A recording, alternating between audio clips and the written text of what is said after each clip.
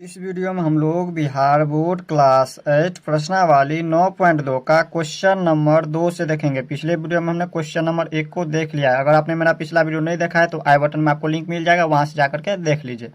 तो यहाँ देखिए क्वेश्चन नंबर 2 क्या कह रहा है। क्वेश्चन नंबर 2 कह रहा है किसी आयत की आसन भुजाएं क्रमशः 6p² q² एवं 2pq है, तो आयत का क्षेत्रफल क्या होगा। तो चलिए इन क्वेश्चन को हम समझ लेते हैं अपने कॉपी में। तो यहाँ पर देखिए अध्याय 9 प्रश्नावली 9.2 और वर्ग है 8वीं। इसमें प्रश्न संख्या 2 कह रहा है किसी आयत की आसन भुजाएं क्रमशः 6p² q² एवं 2pq है, तो आयत का क्षेत्रफल क्या होगा। यहाँ पर क्वेश्चन समझिए, क्वेश्चन में क्या कह रहा है। सबसे पहले दिया है यहाँ पर किसी आयत। अब हम एक आयत ले लेते हैं। यहाँ पर क्या करते हैं, सबसे पहले एक आयत बना ले रहा है। यहाँ पर हम बना रहे हैं एक आयत। ये क्या हो गया, एक आयत हो गया। इस तरह से ये हमने एक आयत बना लिया और इस आयत में देखिए यहाँ पर आसन भुजाएं दिया। ये क्या है, आसन भुजाएं दिया। और आसन भुजाएं होता क्या है, तो देखिए यहाँ पर हम समझाते हैं। आसन भुजाएं देखिए, आसन भुजाएं में हमने लिखा है जिस बिंदु पर दो भुजाएं आपस में मिलती है उसे हम क्या कहते हैं, आसन भुजाएं कहते हैं। तो यहाँ पर देखिए इसमें जैसे यहाँ पर नाम दे देते हैं इसका, आयत का ABCD। इस तरह से हमने यहाँ पर क्या किया, आयत का नाम दे दिया। तो हमने आपको क्या बताया, जिस बिंदु पर यहाँ पर जो है, जैसे यहाँ पर एक बिंदु है और इस बिंदु पर अगर यहाँ पर दोनों भुजाएं आपस में मिलेगी तो ये हमारा क्या हो जाएगा, आसन भुजाएं होगा। तो यहाँ पर देखिए इसी तरह से यहाँ पर इसका आसन भुजाएं देखिए ये हो जाएगा, ये दोनों आसन भुजाएं है। इसी तरह से ये आसन भुजाएं दोनों और ये है आसन भुजाएं। तो इसमें आसन भुजाएं दिया है। तो यहाँ पर पहला हम यहाँ पर इसको मान लेंगे और दूसरा ये आसन भुजाएं। हम AB को मान लेते हैं, यहाँ पर ये p6p² q² इसको मान लेते हैं। और यहाँ पर इसको हम मान लेते हैं BC को 2p क्यों। इस तरह से हमने क्या किया, इसको मान लिया। यहाँ पर आसन भुजा इस तरह से हो गया। अब देखिए यहाँ पर आप लोगों को एक बात और याद रखना होगा। अब हमने यहाँ पर 6p² और q² लिखा है। इसका मतलब ये देखिए आयत में आमने सामने की भुजा बराबर होती है। अगर ये दिया है इतना तो ये भी इतना ही होगा, और इसमें अगर 2pq इतना है तो ये भी उतना ही होगा, याद रखिएगा। इसका मतलब ये नहीं कि हम अगर यहाँ पर 2pq माने इसको तो हम इसको यहाँ पर मान लेंगे, क्योंकि यहाँ पर इसमें आसन भुजाएं दिया है। आसन भुजाएं आमने सामने की भुजा। यहाँ पर देखिए जिस बिंदु पर आपस में ये दोनों भुजाएं मिलती है, जैसे यहाँ पर देखिए ये भुजा इस तरीके से मिला है इस बिंदु पर और इधर से भी इस बिंदु पर मिला है, तो ये दोनों भुजा आपस में मिल रही है, तो ये हो गया आसन भुजा, याद रखिएगा। तो इसमें दोनों भुजा दिया है। तो अब हम क्या करेंगे, इसको हम लंबाई मान लिया है और इसको चौड़ाई। तो ये हो गया लंबाई और इसको चौड़ाई मान करके लिख देंगे। हम सबसे पहले लिखेंगे आयत का लंबाई। आयत का लंबाई हमारा क्या हो जाएगा, 6p² q²। इस तरह से हमने लिख दिया इनको। और इसके बाद आयत का चौड़ाई। आयत का चौड़ाई, आयत का चौड़ाई बराबर क्या हो जाएगा, 2pq। और निकालने के लिए क्या कह रहा है हमें, आयत का क्षेत्रफल निकालने के लिए कह रहा है। तो आयत का क्षेत्रफल ये हमें निकालना है। तो आयत का क्षेत्रफल बराबर सूत्र क्या होता है, लंबाई गुने चौड़ाई। यहाँ पर लिख देंगे लंबाई गुने चौड़ाई, ये इनका सूत्र होता है, याद रखिएगा। आयत का क्षेत्रफल बराबर, यहाँ पर हम लिखेंगे लंबाई कितना दिया है, 6p² q² और गुने में चौड़ाई दिया है 2pq। अब हम इन दोनों को क्या करेंगे, गुना कर देंगे। गुना हम किस तरह से करते हैं, या तो आप इसको डायरेक्ट भी गुना कर सकते हैं, 6 दूनी के 12, p को हम p² को p से करेंगे तो p³ इस तरह से कर सकते हैं, या फिर इसमें हम एक स्टेप बढ़ा सकते हैं। यहाँ पर समझने के लिए हम क्या करते हैं, इसको हम पहले क्या करते हैं, तोड़ लेते हैं, इसका गुणनखंड कर लेते हैं, इसके बाद हम आसानी से इसको हल कर लेंगे। यहाँ पर क्या करते हैं, इसको गुणनखंड कर लेते हैं। 6p² को हम लिख सकते हैं p गुने p, इसके बाद q² को हम लिख सकते हैं q गुने q, 2 बार है q तो 2 बार लिख दिए। और इसके बाद गुना में 2pq, तो इसको हम लिख देंगे 2 गुने p गुने q। इस तरह से हमने लिख दिया। अब देखिए संख्या वाले को एक साथ रख दीजिए। यहाँ पे ये है 6 और ये दोनों को हम एक साथ रख देंगे, 6 गुने 2। और इसके बाद देखिए p है, p टोटल कितना बार है, यहाँ पर देखिए ये समान पद है। क्यों है समान पद, क्योंकि इनका चर क्या है, समान है तीनों का। ये भी p, ये भी p और ये भी p, तीनों समान पद में आ गया, p गुने p। और इसके बाद q देखिए कितना बार है, q, ये तीनों क्या है, समान पद है, क्योंकि यहाँ पर चर इनकी समान है। तो यहाँ पर लिखेंगे q गुने q। अब इसको हम लिख देंगे एक बार। देखिए 6 को 2 से गुना करेंगे तो 6 दूनी के 12।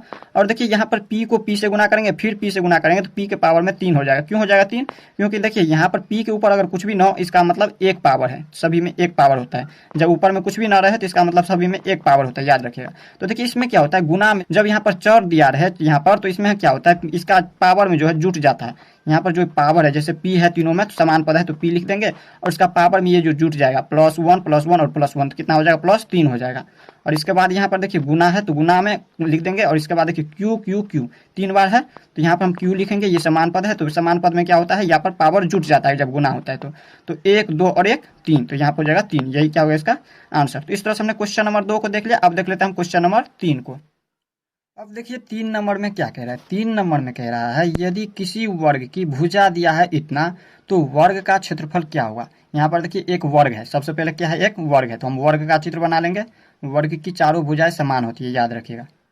तो यहाँ पर देखिए इस वर्ग का यहाँ पर दिया हुआ भुजा, एक भुजा हम अगर यहाँ पर इस भुजा को अगर मान लेते हैं 2x² y² तो ये भी भुजा हो जाएगा उतना ही, इतना ही ये भी हो जाएगा, ये भी हो जाएगा रूट में 2x² y², ये भी भुजा हो जाएगा रूट में 2x² y², और ये भी हो जाएगा रूट में 2x² y², क्योंकि यहाँ पर वर्ग की चारों भुजाएं क्या होती है, समान होती है। तो इसका भुजा एक भुजा दिया है तो इसका मतलब चारों भुजाएं उतना ही हो जाएगा। तो कह रहा है वर्ग का क्षेत्रफल क्या होगा। तो वर्ग का देखिए भुजा सबसे पहले जो दिया है उसको लिख दीजिए, लिख देंगे वर्ग का भुजा। वर्ग का भुजा बराबर कितना दिया है, √2x² y², और निकालना क्या है हमें, वर्ग का क्षेत्रफल हमें निकालना है। क्षेत्रफल, वर्ग का क्षेत्रफल बराबर सूत्र होता है, याद रखिएगा, इसका सूत्र होता है भुजा स्क्वायर, भुजा स्क्वायर। देखिए इसका सूत्र होता है भुजा स्क्वायर, वर्ग का क्षेत्रफल बराबर, या फिर इसको आप भुजा गुने भुजा भी लिख सकते हैं, याद रखिएगा। तो देखिए यहाँ पर दिया है इसका भुजा कितना दिया, भुजा स्क्वायर होता है तो भुजा दिया है √2x² y², और इसको हम क्या कर सकते हैं, यहाँ पर स्क्वायर है इसका मतलब हम इसको 2 बार लिख सकते हैं भुजा को। यहाँ पर एक बार लिख दिया और इसमें 2 बार है तो 2 बार लिख देंगे भुजा को, एक बार लिख दिया और एक बार और लिख देते हैं। या फिर डायरेक्ट चाहते तो आप इसका स्क्वायर भी लिख सकते थे, इसको कोष्ट में देकर स्क्वायर लिख देते तो फिर इसका हल करते। तो हम इसको 2 बार लिख देते हैं, यहाँ पर लिख देते हैं √2x² y²। इस तरह से हमने लिख दिया इनको। अब हमें क्या करना है, इनको गुना करना है। तो देखिए संख्या वाले को एक साथ रख लीजिए, रूट में 2 और गुना में इसमें भी √2, तो एक साथ रख लीजिए। और इसमें क्या है x² y², x² y² को हम लिख सकते हैं डायरेक्ट, यहाँ पर चाहे तो आप इसको तोड़ भी सकते हैं एक बार, इसको हम x² को x गुने x लिख सकते हैं, या फिर इसको वैसे ही छोड़ सकते हैं। x² और y² है तो लिख देंगे गुना में y², और उसके बाद देखिए इसमें भी है x² y² तो लिख दीजिए x² y²। अब देखिए यहाँ पर √2 को √2 से गुणा करेंगे तो हमारा हो जाएगा 2, ये याद रखना है। जैसे यहाँ पर अगर 4 को हम चाहे तो 4 को हम किस तरह से लिखेंगे, 4 को लिखेंगे हम 4 गुने √4, इस तरह से हम लिखते हैं। इसी तरह से यहाँ पर हम क्या कर सकते हैं, 2 को हम क्या लिख सकते हैं, 2 को हम लिख सकते हैं √2 गुने √2, तो हमारा यहाँ पर इसको जब हल करेंगे तो 2 आएगा। इसी तरह से यहाँ पर √2 में इस तरह से दिया है तो इसको हम इस तरह से लिखेंगे, या फिर 2 दिया रहता है इसको रूट में कहता तो हम लिखते √2 गुने √2। तो यहाँ पर इसको 2 लिख दिया और गुना में यहाँ पर x² y²। अब देखिए यहाँ पर इनके कास्ट की यहाँ पर है, इसको भी हम क्या कर सकते थे, यहाँ पर समान पद था तो हम इसको एक साथ रख देते, यहाँ पर लिख देते x² और यहाँ पर y² गुने में y² एक साथ दोनों को लिख दिया। तो देखिए x के पावर में कितना होगा, x को x यहाँ पर देखिए जब गुना होता है तो इसमें पावर क्या होता है, जुट जाता है। तो x दोनों में है तो यहाँ पर समान पद है तो x लिख लीजिए, और इन दोनों को जोड़ देंगे आपस में, 2 और 2 4, तो x के पावर में हो गया 4। और उसके बाद देखिए y को y से गुना करेंगे और इसके पावर में तब क्या होगा, जुट जाएगा जब समान पद रहता है तो y के पावर में कितना हो जाएगा, 2 2 4 हो जाएगा। यही क्या हो गया इसका आंसर। तो इस तरह से हमने क्वेश्चन नंबर 3 को भी देख लिया। अब देख लेते हैं हम क्वेश्चन नंबर 4 को। अब देखिए क्वेश्चन नंबर 4 क्या कह रहा है। क्वेश्चन नंबर 4 में कह रहा है किसी त्रिभुज का आधार 7xyz एवं संगत शीर्ष लंब 2x है तो त्रिभुज का क्षेत्रफल क्या होगा। क्वेश्चन समझिए, क्वेश्चन में क्या क्या रहा है। क्वेश्चन में कह रहा है कोई एक क्या है त्रिभुज है, जैसे हम यहाँ पर एक त्रिभुज बना लेते हैं, इस तरह से हमने एक त्रिभुज बना लिया और इसका कुछ नाम दे देते हैं, जैसे इसका नाम दे दिए A B और ये C, इस तरह से हम इस त्रिभुज का नाम दे दिए। तो एक त्रिभुज है और जिसका यहाँ पर आधार दिया है 7xyz, तो देखिए यहाँ पर इसका आधार हो जाएगा 7xyz। आप लोगों को इस बातों को याद रखना होगा। देखिए यहाँ पर जो है कभी भी त्रिभुज का जो है आधार हमेशा नीचा में होता है, नीचे वाली भुजा आधार होता है, याद रखिएगा। तो ये जो नीचा वाला भुजा ये क्या हो जाएगा, इसका आधार। तो इसका आधार दिया है 7xyz, और इसके साथ कह रहा है एवं संगत शीर्ष लंब जो है 2x दिया हुआ है। अब शीर्ष लंब क्या होता है इसके बारे में भी समझना होगा। तो देखिए शीर्ष लंब क्या होता है, यहाँ पर देखिए हमने लिखा है त्रिभुज का शीर्ष लंब, ये एक त्रिभुज है और इसका शीर्ष लंब क्या होता है, किसी त्रिभुज की शीर्ष के सम्मुख भुजा पर डाले गए लंब रेखाखंड को त्रिभुज का शीर्ष लंब कहते हैं। अब समझिए इसमें क्या है, इसका मतलब देखिए किसी त्रिभुज, यहाँ पर किसी त्रिभुज अब यहाँ पर इसका आगे कह रहा है कि शीर्ष की सम्मुख भुजा, कि शीर्ष की सम्मुख भुजा। अब शीर्ष क्या होता है, तो ये जो कोण दिया है, ये कोण, इसी को हम कहेंगे शीर्ष। ये क्या है, शीर्ष है, कोण को ही हम कहते हैं शीर्ष। तो शीर्ष की सम्मुख भुजा, ये जो कोण है इसकी सम्मुख भुजा, या फिर इसकी सम्मुख भुजा, या फिर इसकी सम्मुख भुजा, इसमें 3 सम्मुख भुजाएं होगी त्रिभुज में। तो यहाँ पर कह रहे थे सम्मुख भुजाएं, जैसे हम यहाँ पर इसको मान लेते हैं सम्मुख भुजाएं। अगर इसके सम्मुख भुजाएं क्या हो जाएगा, ये है इनकी सम्मुख भुजा है। तो यहाँ सम्मुख भुजा है जो है, इस पर लंब डाले गए, लंब, ये जो लंब डाले इस तरीका से, तो ये जो लंब डाले हैं यही हो जाएगा इसका, क्या हो जाएगा, शीर्ष लंब हो जाएगा। ये हो जाएगा शीर्ष लंब। इसकी 2x है दिया तो 2x, और इसका कुछ नाम चाहे देना तो आप दे सकते हैं, तो हम इसको वैसे ही छोड़ देते हैं। अब हम समझते हैं इससे आगे। तो जो दिया है हम उसको पहले सबसे पहले लिख देंगे। तो यहाँ पर देखिए त्रिभुज का आधार दिया हुआ, त्रिभुज का आधार कितना दिया है, 7xyz, या फिर यहाँ पे भी देख सकते हैं 7xyz। इसके बाद देखिए यहाँ पर शीर्ष लंब दिया हुआ है, त्रिभुज का शीर्ष लंब दिया है 2x, तो लिख देंगे त्रिभुज का शीर्ष लंब, या फिर लिख सकते हैं डायरेक्ट लंब। यहाँ पर 2x दिया हुआ है, और निकालना क्या है, त्रिभुज का क्षेत्रफल, ये हमें निकालना है। तो त्रिभुज का क्षेत्रफल क्या होता है, तो त्रिभुज का क्षेत्रफल बराबर सूत्र होता है 1/2 गुने आधार गुने शीर्ष लंब, या फिर लिख सकते हैं लंब। अब इन सूत्रों पर क्या करेंगे, हम इसको हल करेंगे। 1/2 है यानी कि 1/2 है, तो लिख देंगे 1/2 गुने आधार दिया हुआ है यहाँ पर, त्रिभुज का आधार कितना है 7xyz, और इसके साथ यहाँ पर लिखेंगे गुना लंब, या फिर बोल सकते हैं शीर्ष लंब दिया है 2x, तो लिख देंगे 2x। अब हम क्या करेंगे इसको, या तो आप डायरेक्ट इसको हल कर सकते हैं इसको गुना करके, या फिर इसको क्या करेंगे, हम एक बार गुणनखंड तोड़ देंगे। गुणनखंड अगर आप लोगों को नहीं आता है तो आई बटन में आपको लिंक मिल जाएगा, उस वीडियो को जा करके देख लीजिए। तो यहाँ पर लिखेंगे 1/2 गुने, यहाँ पर देखिए 7xyz को हम लिख सकते हैं 7 गुने x गुने y गुने z। इस तरह से जब उसका गुणनखंड तोड़ेंगे तो इस तरह से लिख सकते हैं, और गुना में जब 2x का गुणनखंड तोड़ेंगे तो क्या हो जाएगा 2 गुने में x। अब हम क्या करते हैं, इनको सजा करके लिख देते हैं। यहाँ पर चर और अचर वाले को एक साथ देखिए, 1/2 है तो 1/2, और ये 7 है तो 7, और गुना में ये 2, ये क्या है अचर है। और इसके बाद चर, ये xyz ये सभी क्या है चर है, तो यहाँ पर लिख देंगे चर। x कितनी बार है 2 बार, तो x गुने x, y कितनी बार 1 बार, और z कितनी बार है तो 1 बार z है। इस तरह से हम इसको लिख दिए। अब हम क्या करेंगे, देखिए ये 2 से ये 2 कट गया, अब इसमें बच गया 7, तो लिख देंगे 7। और इसके बाद देखिए यहाँ पर x को हम, यहाँ पर दोनों क्या है, यहाँ पर देखिए जब दोनों की चर समान होती है हमारा क्या होता है, समान पद में होता है, तो ये हमारा हो गया समान पद। और समान पद में पावर क्या होता है, जुटता है जब गुना होता है। तो देखिए जिसके पावर में कुछ भी ना हो इसका मतलब 1 है पावर में। तो देखिए x पावर में कितना हो जाएगा, 2 हो जाएगा, दोनों में x है तो ये दोनों पावर में जुड़ जाएगा, 1 + 1 तो 2। और उसके बाद y है तो लिख दीजिए y, गुना करेंगे y से तो अलग पद है तो, और इसके साथ गुना करेंगे z से तो z लिख देंगे। ये क्या हो गया इसका आंसर। तो इस तरह से हमने क्वेश्चन नंबर 4 को देख लिया। अब देख लेते हैं हम क्वेश्चन नंबर 5 को। देखिए 5 नंबर में क्या कह रहा है, 5 नंबर को समझिए। क्वेश्चन कह रहा है समबाहु त्रिभुज का क्षेत्रफल ज्ञात कीजिए यदि उसकी भुजा 3x² है। इसकी भुजा दिया है, समबाहु त्रिभुज का भुजा दिया है, और इनकी क्षेत्रफल आपको ज्ञात करना है। तो सबसे पहले एक त्रिभुज बना लीजिए। ये हमने एक त्रिभुज बना लिया, इस तरह से हमने एक त्रिभुज बना लिया। इसमें ये त्रिभुज का निशाना है, यहाँ पर त्रिभुज इस तरह से भी लिख सकते हैं। त्रिभुज बना लिया और इसका कुछ नाम दे दीजिए A, B और C। तो इसका भुजा दिया है, भुजा देखिए यहाँ पर समबाहु त्रिभुज में सबसे पहले समझ लेते समबाहु त्रिभुज होता क्या है। तो देखिए समबाहु त्रिभुज वह त्रिभुज जिसमें तीनों भुजाएं आपस में समान और प्रत्येक कोण 60 डिग्री का होता है समबाहु त्रिभुज कहलाते हैं। जैसे यहाँ पर देखिए वह त्रिभुज जिसमें तीनों भुजाएं क्या हो समान होती, इनकी भुजा दिया हुआ है, दिया है 3x²। तो यहाँ पर इनकी तीनों भुजा समबाहु त्रिभुज में क्या होती है समान होती है। अगर ये 3x² तो ये भी हो जाएगा भुजा 3x², और ये भी भुजा हो जाएगा 3x², क्योंकि इनकी तीनों भुजा क्या होती है समबाहु त्रिभुज में समान होती है। और यहाँ पर कोण, प्रत्येक कोण जितना भी कोण है, इसमें 3 कोण है तो तीनों कोण जो है 60 डिग्री का होता है, 60 डिग्री का कोण होता है इनका। इस तरह से 60 डिग्री का कोण होता है, तब जाकर के ये हमारा समबाहु त्रिभुज बनता है। तो यहाँ पर समबाहु त्रिभुज के बारे में आपने समझ गया। अब इसमें हम लिख देते हैं जो दिया है। तो इनकी भुजा दिया है, समबाहु त्रिभुज की भुजा दिया है, समबाहु त्रिभुज की भुजा बराबर क्या हो जाएगा 3x², ये दिया हुआ। और समबाहु त्रिभुज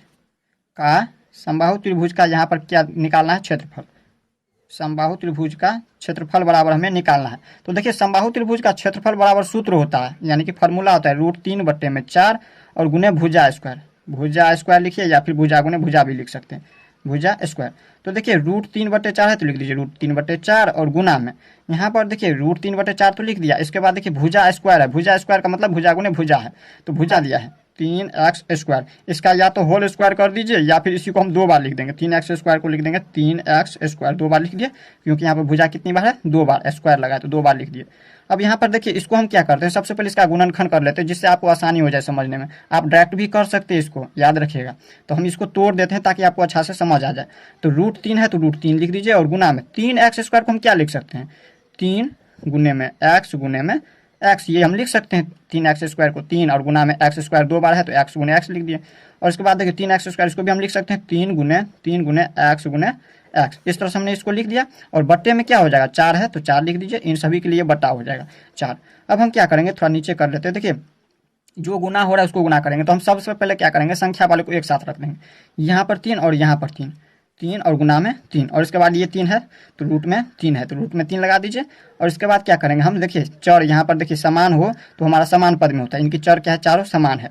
4x है, 4 बार x है तो 4 बार लिख दीजिए, 3 4 बार x लिख दीजिए, 1 2 3 और 1 4 बार। और बट्टे में क्या है, 4 तो लिख दीजिए बट्टे में 4। अब जब हम इसको हल करेंगे तो कितना हो जाएगा, देखिए 3 को 3 से गुना करेंगे तो 9, और यहाँ पर इसके बाद देखिए गुना करेंगे √3 से, तो ये देखिए √3 से गुना होगा तो रूट में लग जाएगा।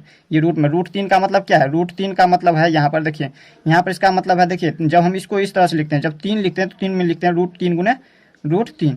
और इसको हम यहाँ पर जब यहाँ पर इस तरह से, इसमें क्या है, एक ही 3 है, एक ही रूट है तो इसको हम इस तरह से लिख देंगे √3। और यहाँ पर इसके बाद देखिए गुना में है, x के पावर में कितना हो जाएगा, 4 हो जाएगा। जब ऊपर में कुछ भी नहीं, इसका मतलब सभी में 1 है पावर में। तो देखिए यहाँ पर क्या होता है, गुना में पावर जुटता है जब चर समान हो, इनकी समान पद में हो तो x के पावर में कितना हो जाएगा, 4, और बट्टे में ये 4 है तो 4। यही क्या हो गया इसका आंसर। तो इस तरह से हमने यहाँ समबाहु त्रिभुज का भी क्षेत्रफल निकाल लिया। अब देख लेते हैं हम क्वेश्चन नंबर 6 को। अब देखिए क्वेश्चन नंबर 6 क्या कह रहा है, क्वेश्चन नंबर 6 में कह रहा है उस घन का आयतन ज्ञात कीजिए जिसकी कोण 6a हो। देखिए यहाँ पर कह रहा है कोण, कोण क्या होता है, कोण होता है भुजा, याद रखिएगा, कोण का मतलब भुजा। तो उस घन का आयतन निकालना है। सबसे पहले घन कह रहा है तो घन बना लीजिए। देखिए घन का चित्र किस तरह से बनता है, सबसे पहले हम क्या करेंगे, इस तरह से एक इस तरह से बॉक्स बना लेंगे, ये हमारा वर्ग के जैसे वर्ग बन गया एक, और इस पर हम जितना बड़ा ये बना है इसको बीच से ले लेंगे, बीच से ऊपर की तरफ ले लेंगे, इस तरीका से यहाँ पर हम इस तरीका से क्या करेंगे, ले लेंगे, और इसमें हम सभी को मिला देंगे। इसको इस तरीका से मिलाएंगे, इसको हम मिला देंगे, इसके बाद इसको नीचे मिला देंगे और इसको नीचे मिला देंगे। तो ये हमारा घन हो गया।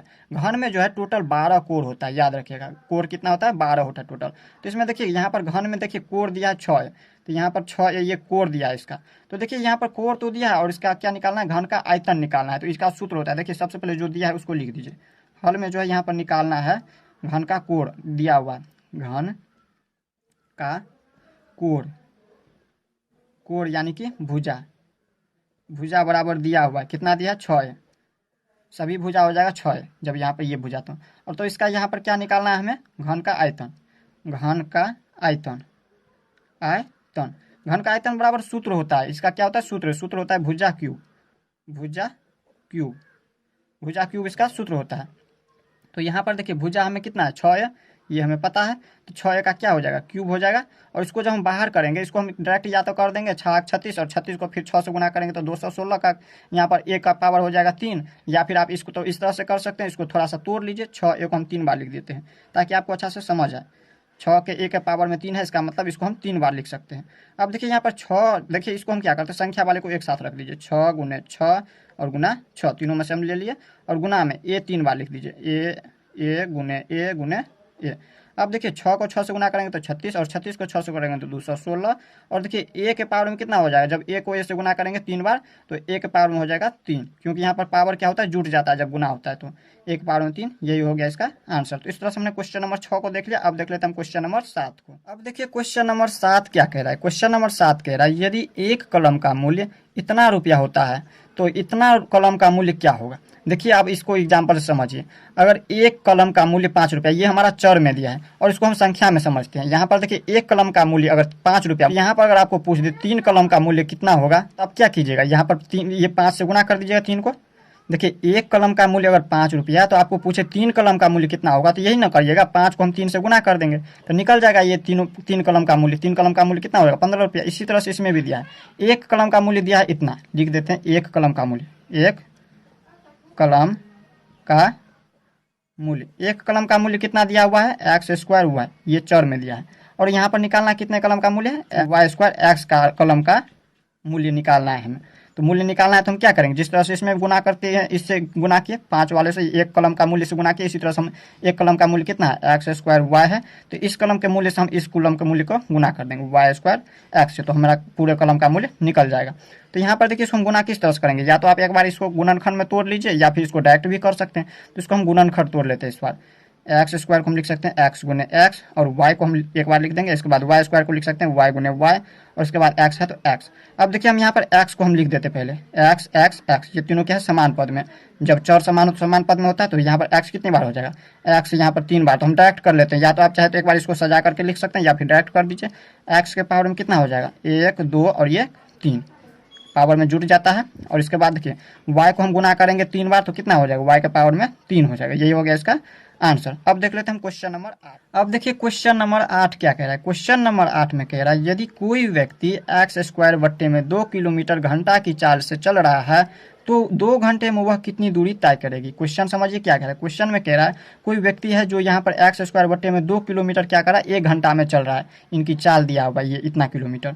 तो कह रहा है ये 1 घंटा में अगर ये इतना किलोमीटर चल रहा है तो 2 घंटा में वो कितना होगा, तो 2 से हम क्या करेंगे उनको गुना कर देंगे तो निकल जाएगा। और दूसरा हम इनको सूत्र पर भी निकाल सकते हैं। तो पहले तो हम इसको वैसे ही निकाल लेते हैं, इसके बाद हम सूत्र पर भी बता देंगे आपको। तो यहाँ पर हम निकाल लेते हैं 1 घंटे में 1 घंटे में कितना दूरी तय करता है ये एक्स स्क्वायर बट्टे में 2 किलोमीटर चल रहा है, ये तय कर रहा है दूरी। तो यहाँ पर निकालना है 2 घंटे में, 2 घंटे में तय की गई दूरी ये हमें निकालना है।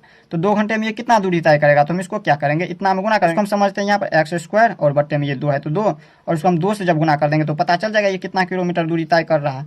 तो यहाँ पर देखिए ये 2 से 2 कट गया तो एक्स स्क्वायर किलोमीटर ये होगा इसका आंसर, इतना दूरी ये तय करेगी। तो इस तरह से हमने पहला तो इस तरह से हल कर लिया, और दूसरा हम इसका दूरी किस तरह से करेंगे तय। तो देखिए दूसरा जो है यहाँ पर हम इस तरह से भी कर सकते हैं, या आप इसको भी इस तरह से भी हल कर सकते हैं। व्यक्ति की चाल दिया है, व्यक्ति की चाल कितना दिया है एक्स स्क्वायर बट्टे 2 किलोमीटर, एक्स स्क्वायर बट्टे में 2 किलोमीटर पर घंटा, यानी कि 1 घंटा में इतना दूरी तय कर रहा है। और इसके साथ यहाँ पर समय दिया है। अब दिया है समय बराबर दिया हुआ है 2 घंटा, 2 घंटा। तो यहाँ पर निकालना क्या है, इसका दूरी निकालना है, दूरी तय करना है आपको। तो लिखेंगे दूरी, और दूरी बराबर सूत्र होता है चाल गुने समय, ये इसका सूत्र होता है। तो देखिए चाल तो हमें पता है यहाँ पर एक्स स्क्वायर बट्टे 2 है, और इसका गुने समय कितना है 2 घंटा, तो 2 घंटा लिख देंगे। अब ये 2 से 2 कट गया तो बच गया कितना एक्स, यही क्या हो गया इसका आंसर। तो जो भी विधि आपको अच्छा लगे आप लोग कमेंट में बताइए। मिलते हैं नेक्स्ट वीडियो में, तब तक के लिए गुड बाय।